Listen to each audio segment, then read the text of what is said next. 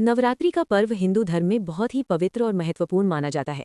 ये 9 दिनों तक चलने वाला उत्सव है जिसमें माँ दुर्गा के 9 रूपों की पूजा की जाती है। इन 9 दिनों में अष्टमी तिथि का विशेष महत्व होता है, जिसे महाअष्टमी कहा जाता है।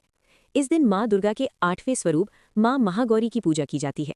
ये दिन शक्ति, भक्ति और श्रद्धा का प्रतीक है। प्राचीन समय की बात है, एक छोटे से गांव में रामदास नाम का एक गरीब ब्राह्मण रहता था। वो बहुत ही श्रद्धालु और माँ दुर्गा का परम भक्त था। उसकी आर्थिक स्थिति बहुत कमजोर थी, लेकिन उसका विश्वास अटूट था। हर साल वो पूरे विधि विधान से नवरात्रि का व्रत रखता और माँ की पूजा करता। एक वर्ष की बात है, जब नवरात्रि शुरू हुई तो रामदास ने भी पूरी श्रद्धा के साथ व्रत रखा। जैसे जैसे दिन बीतते गए उसकी भक्ति और बढ़ती गई, लेकिन घर में खाने के लिए भी पर्याप्त अनाज नहीं था। उसकी पत्नी ने चिंता व्यक्त की और कहा, हम इतने गरीब हैं, फिर भी तुम इतने कठोर व्रत क्यों रखते हो? रामदास मुस्कुराकर बोला, माँ दुर्गा सब देख रही हैं, वे हमारी भक्ति से प्रसन्न होंगी और हमें कभी निराश नहीं करेंगी। नवरात्रि के 7 दिन बीत गए और अब अष्टमी का दिन आ गया। ये दिन बहुत ही खास होता है। इस दिन कन्या पूजन किया जाता है, जिसमें 9 छोटी कन्याओं को माँ दुर्गा का रूप मानकर उनका पूजन किया जाता है और उन्हें भोजन कराया जाता है। रामदास के पास इतने साधन नहीं थे कि वो 9 कन्याओं को बुलाकर उनका सत्कार कर सके। फिर भी उसने निश्चय किया कि वो अपनी श्रद्धा में कोई कमी नहीं आने देगा। उसने पास के गांव से 9 छोटी कन्याओं को बुलाया और अपनी पत्नी के साथ मिलकर साधारण भोजन तैयार किया। जब कन्याएं उसके घर आईं तो उसने बड़े प्रेम और आदर से उनका स्वागत किया। उसने उनके पैर धोए, उन्हें आसन पर बैठाया और भोजन परोसा। भोजन बहुत साधारण था, थोड़ी सी पूड़ी, चने और हलवा, लेकिन उसमें सच्ची भक्ति और प्रेम भरा हुआ था। जब कन्याएं भोजन कर रही थी तभी एक कन्या अलग दिखाई दी। उसका चेहरा बहुत तेजस्वी था और उसकी आंखों में एक अद्भुत चमक थी। रामदास को महसूस हुआ कि ये कोई साधारण कन्या नहीं है। भोजन के बाद जब कन्याएं जाने लगी तो वो विशेष कन्या रुकी रही।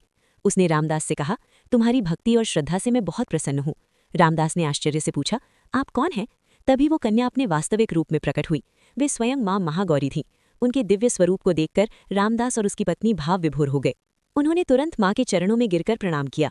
माँ महागौरी ने कहा, हे भक्त, तुम्हारी सच्ची भक्ति और निस्वार्थ सेवा ने मुझे प्रसन्न कर दिया है।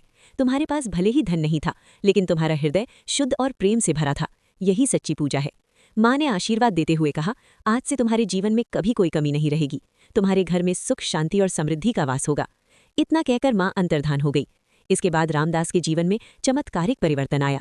उसके घर में धन धान्य की कोई कमी नहीं रही। उसका जीवन खुशियों से भर गया। गांव के लोग भी उसकी भक्ति से प्रेरित होकर माँ दुर्गा की पूजा करने लगे।